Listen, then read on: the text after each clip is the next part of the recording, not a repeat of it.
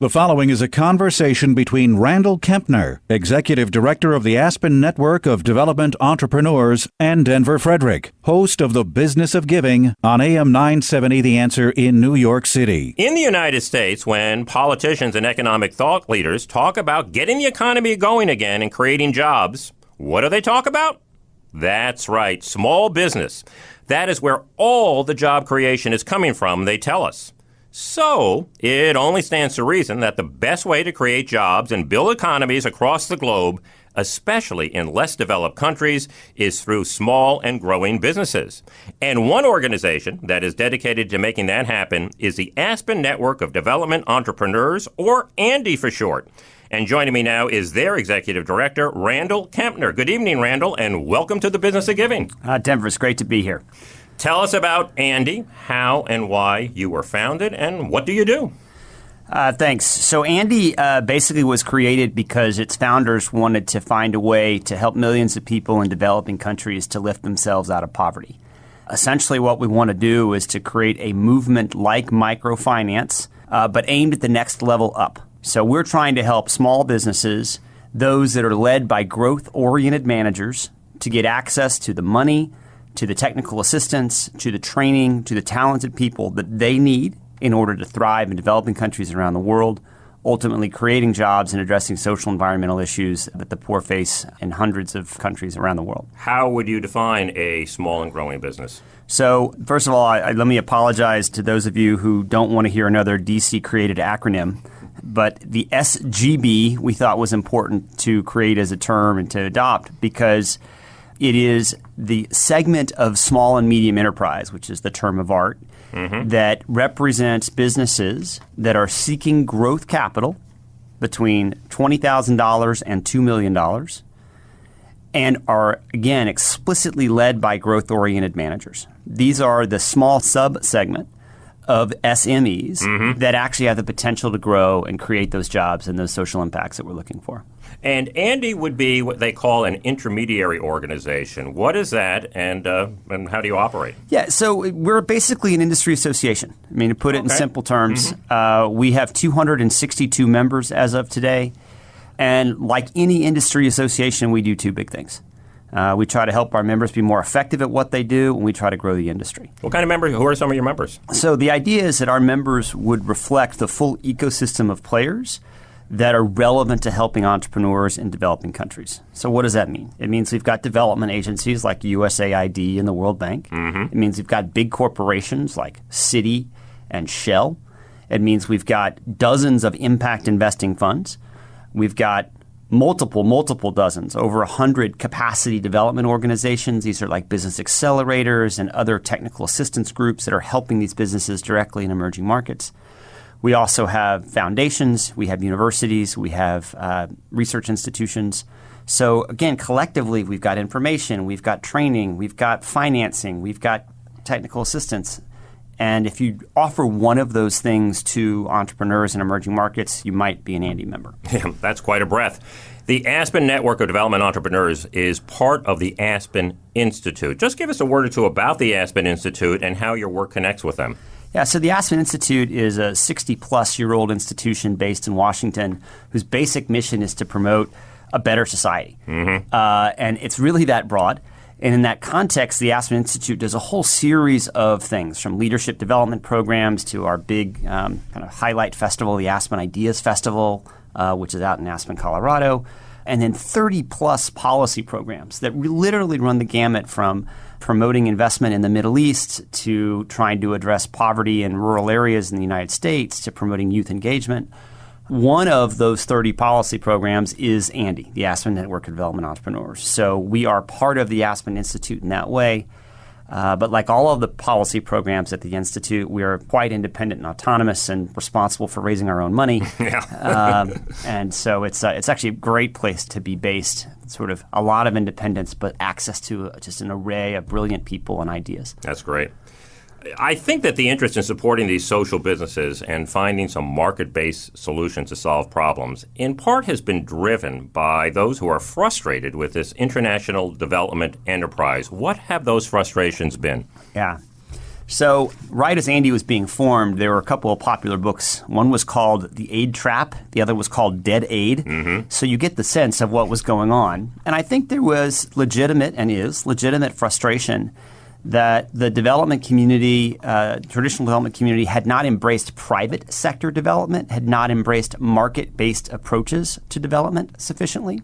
And part of that was because you looked at the history and you saw lots of cases where money was being given directly to, loaned to, or sometimes invested in government entities without thinking enough about how that actually gets translated into impact on the ground to the individuals and the families that we're trying to help. And so Ande was created in that kind of era and ethos of saying, you know what, there's some other approaches that we need to try. And I personally think that there's still a role for government support, and we need strong government entities in emerging markets. Right. That's key. But I also feel critically that entrepreneurship in particular is a development strategy which has definitely not been fully leveraged, and Ande exists to try to push more organizations to get involved in that.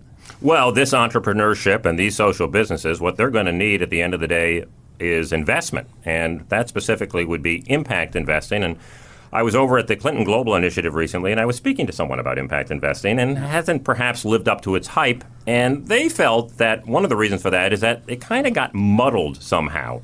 So let me ask you to give us a clean and clear definition of what impact investing is. Sure. So for me, impact investing is investing with the intention of having both a social and environmental and financial impact. So investing with the intention to have both a social and a financial positive return.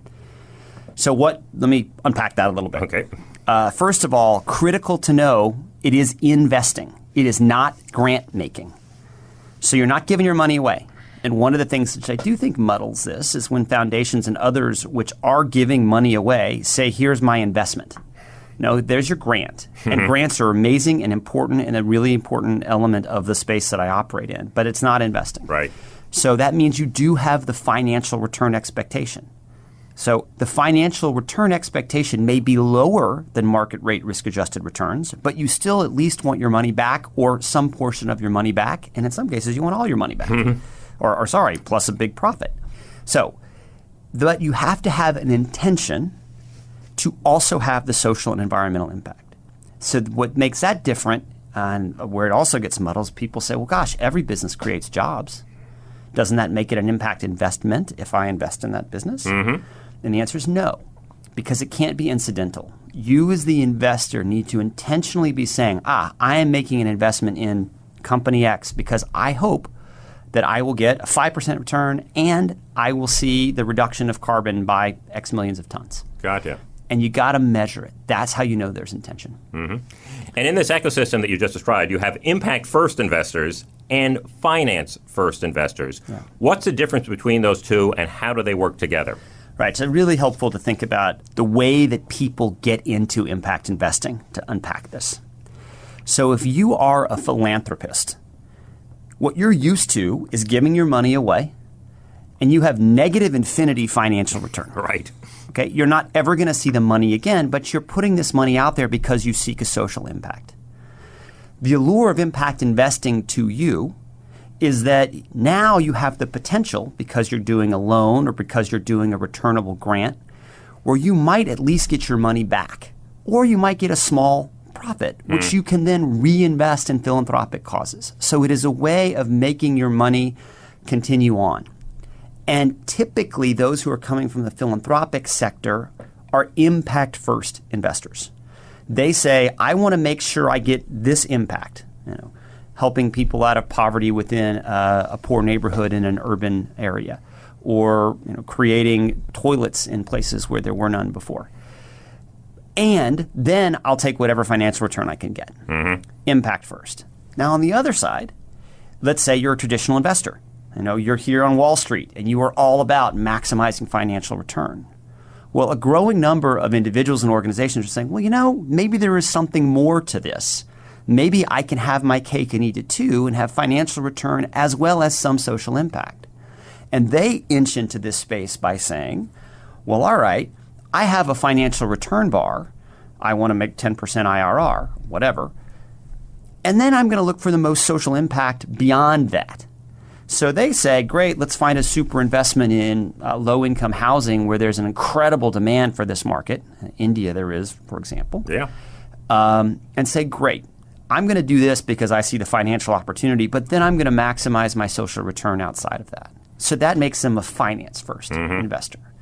And what is fascinating about this space, and it's very nascent, but you're seeing all these growing kind of blended finance deals where you have a mix of impact-first and finance-first investors, along with those people who may just be giving pure philanthropy. And you see these fascinating layer cakes of financial deals. And I will say, tongue-in-cheek, that this is a place where financial innovation is still very much needed, and it's still actually got a positive connotation. Yeah, very interesting space. And it also can be somewhat counter-cyclical, I would imagine, because if the world economy goes a little south, some of these businesses are going to be needed in those places like housing in India that you just described. Yeah, I mean, it's actually a pretty good counter-cyclical investment because the kinds of things that Ande members in particular are focusing on, access to water and sanitation, access to basic education, access to energy, those are resistant to global economic downturns. That demand is not going away. And certainly in the time of 2008, 2009 time period, impact investment looked like an amazing opportunity relative to what you were seeing in public markets. But it is a counter-cyclical investment at all times. Let's move on now to the challenges that these entrepreneurs, particularly in the developing world, might face. I would imagine good talent would be one of them, correct? Yes, I actually think it's number one. Most of the time when people ask this question, they assume the answer is going to be the most important thing is capital. If you ask even most of the Ande members today, a majority would probably say, yeah, that's the number one issue. I believe, and I think a growing number of Ande members believe, that a bigger challenge is access to talent. And indeed, fundamentally, it makes sense because most investors would tell you that they invest in the team, not the idea. Well, it is particularly hard in emerging markets to identify and attract and retain mid and senior level talent to social entrepreneurial organizations. You can find entrepreneurs anywhere, but finding that number 2 and number 3 and number 4 manager, finding that finance manager or sales manager that you need when you're trying to scale the company is really hard to do in places where you don't have as rich of a management training apparatus as we do in the United States or in Europe. Microfinance and microcredit has been a remarkable story, although some of the recent studies on it have been a little less enthusiastic about its impact. Has that provided any kind of a pipeline for people who've been successful at that, these sole proprietors, and moving into these small and growing businesses, or do those people pretty much stay 1- and 2-person operations? Yeah, I will share, Denver, that when I started this job, I expected that would be the perfect scenario, right? It's like, there's going to be this easy pipeline. It's going to be 5% of micro enterprises grow into being small and growing businesses, and it would be easy to try to support that 5%. Turns out it's not 5%, it's like 0.5%. Oh, wow. Yeah. It is a very small number of these enterprises because they are not in sectors. I mean, they're mom and pop shops, right? Or you have individuals that are selling cell phone time, literally selling phone call by phone call, or selling the milk from one cow. And sometimes these grow to having 2 cows or 3 cows. But microfinance, I think, has been really helpful in helping millions of families grow out of poverty, typically from abject poverty to just above abject poverty. But what you can't do is build an economy based on microenterprise. You need to get to the small and growing business space where you've got 5 employees and where you are not just employing your family members. And so there are some stories where microenterprises grow into SGBs. But typically what we're finding is that you need to have business people, business women and men who have this vision to begin with that they're not going to be in micro and that they are starting with the intention of being a small and growing business. Of the enterprises that your members invest in, how many of them are female-owned? Yeah, I don't know the exact number, but what I can tell you is that way more than half of our members explicitly focus on women's entrepreneurship as one of their areas of interest. What I can tell you is that, unfortunately, it is more difficult for women in most countries to get access, to capital and to talent than in this country as well. And so, it's just real obvious, right? You've heard this, half the sky, half lots of things that we're just leaving on the table. Women are entrepreneurial everywhere. And there's just this incredible opportunity that the world has to empower women in many ways, but particularly by giving them economic empowerment. What tends to be the case, as I'm sure you know, is that they are much better stewards of capital than men are in most cases. And so the benefits of supporting women entrepreneurs have been shown to be stronger than men entrepreneurs. There are just fewer of them out there. Absolutely. When people talk about startup ventures and new enterprises, Randall, it always gets around to accelerators and incubators. And boy, there are hundreds of them around the world, and they seem to be popping up all the time. Do they help? Well, that's a great question, and you're right. As you know, I'm from the great state of Texas, and I recently suggested that incubators were popping up like Texas wildflowers in the spring. The difference is that the Texas wildflowers have been demonstrated by academic studies to actually have a significant economic impact due to tourism, whereas we don't know about accelerators, particularly in the emerging market context. So the honest answer is, of course, some are probably doing a great job and some are not. But Ande has launched something called the Global Accelerator Learning Initiative, or GALI for short, working closely with Emory University in Atlanta as our academic partner and a number of funding partners to try to answer that question. That's great. Do accelerators work? In which countries? Under what circumstances? And critically, because we know that some of them will work, are they working in a way which is economically sustainable? And if we're going to subsidize them, what should we expect to get for our subsidy? And initial reports show that, yes, those businesses that get accelerated look like they do better than those which are not accelerated.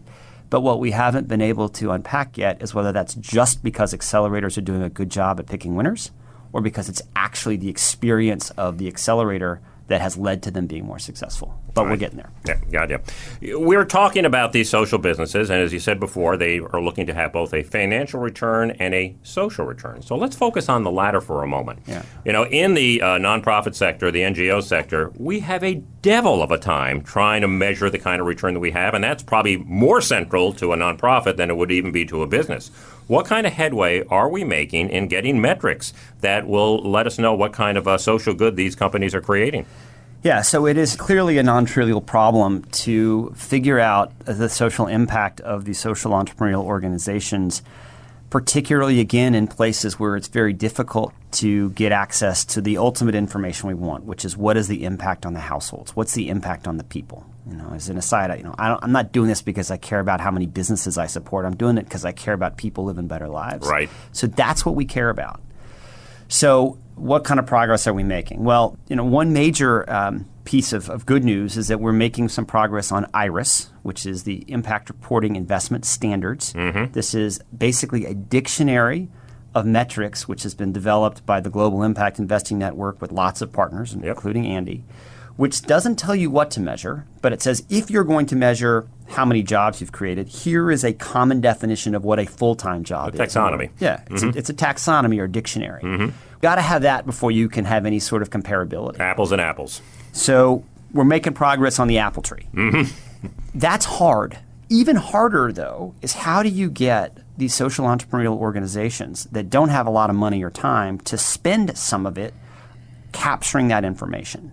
And so where we're seeing some really, really impressive progress is in leveraging mobile telephony, very simple sort of text surveys that one can use to get data inexpensively and without being too much of a burden on those poor families, so that we actually can say what kind of lives they're living as a result of the interventions that are taking place from these social entrepreneurial firms. And we've got a long way to go, but both the taxonomy and the tools are being developed to make those of us who care a lot about metrics more and more comfortable with what we're reading, and hopefully someday can really believe in the impact that we're creating. Let me pick up on that a little bit as well. As you know, last year the United Nations agreed to 17 Sustainable Development Goals addressing things like poverty and reducing inequality in the environment. How important, Randall, do you see the role of these small and growing businesses playing in helping the world achieve these goals? Yeah, I think they're going to be critical. Across all of the 17 goals, there is a role for entrepreneurial firms. There are goals about water and sanitation. There's goals about education. There's goals about empowerment of women. the entrepreneurs and entrepreneurial solutions will be part of the answer, literally across all of those 17 goals. And I think they're not the only answer. But I come back to my earlier point. We as a world, and certainly as a development community, have not leveraged the power of entrepreneurship sufficiently. And Ande is here to push that, provide tools for that, to advocate for that as much and as loudly as we possibly can. And I think the SDGs and the global consensus around them gives us an opportunity to help promote that solution. Mm-hmm. And also, I would imagine these small businesses, too, are probably going to be particularly good at reaching that last mile. Unlike the giant conglomerates, they're there, and that's always a big piece of really being able to attain these goals. Yeah, I mean, at the end of the day, people talk about the last mile as being the biggest challenge. And having been on some of those last miles to rural areas in Africa and Latin America, well, I would say two things strike me. One is the amazing reach of Coca-Cola, which I think is well known. Yeah. But they are often leveraging small businesses to get to that last mile. And the second is just how different the world is when you don't have access to roads, the internet, to clean water, because they're having to go and walk for another mile to find it even at the end of the road. So I am both optimistic and chastened by how challenging that will be. But I do think that in this case, the arc of history tends toward reach. Mm-hmm. We're going to get to last miles if we want to. And the technology tools that we've been able to develop, and I mean we globally, not we Ande, I think are going to help us get there sooner than we would have expected before. We don't have time to look at the whole world and all the last miles, but let's take one area, and you just issued a report entitled The Impact Investing Landscape in Latin America. So why don't we talk about that? That region's been heating up a little bit. What did your report find? Well, so that Latin America is in fact a place where impact investing is taking hold, but it's still quite nascent. It is not as advanced as places like East Africa, where there's been more activity, or India, where you've actually seen more activity in previous years. Within Latin America, Mexico is leading in terms of the number of funds and also the amount of investment that's been taking place. Brazil and then Colombia we found was kind of third in terms of the amount of investment. So I would say that I am optimistic about what we found in Latin America, but there's still a long way to go there, as well as there is across the globe in terms of really promoting impact investing as a tool.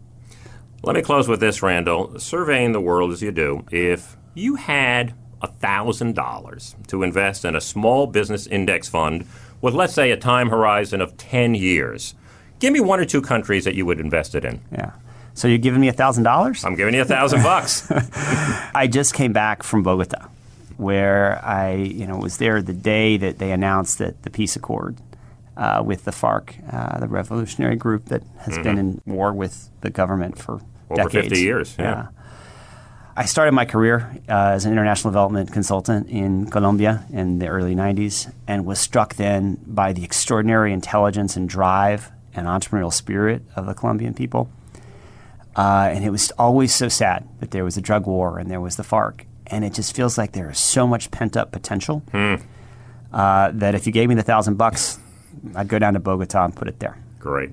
Well, Randall Kempner, the Executive Director of the Aspen Network of Development Entrepreneurs, I want to thank you for being here this evening. Where can people go to learn more about Ande? Thanks for asking. We're at andeglobal.org on the internet.